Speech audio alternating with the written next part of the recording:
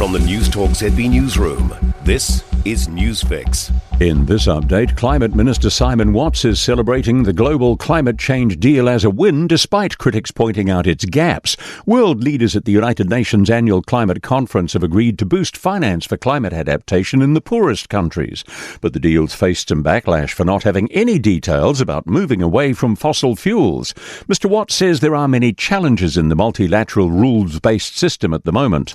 What the COP conference was able to achieve in regards to agreement around adaptation is positive. To get agreement for 194 countries, let's be fair, is pretty challenging. Prime Minister Chris Luxon's marked 2 years of national in power. He's given a speech celebrating the government's agenda of fixing the basics. Mr. Luxon says now is the time for building the future which he says only national can do.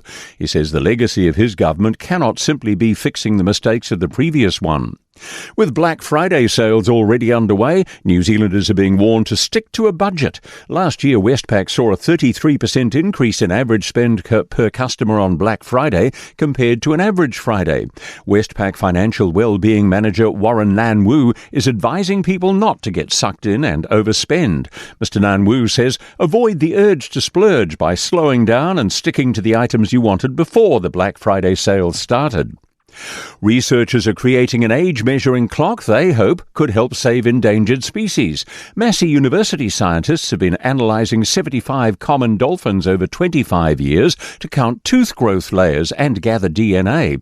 By combining the data, researchers have built the first epigenic clock to accurately estimate the age of common dolphins. Marine biologist Professor Karen Stockin says it's important to understand an animal's age. The age of the animal, the reproductive status of the animal, all those things fit together in a really important jigsaw puzzle that gives insight to the actual health of that particular animal and of the population that it comes from. That's news.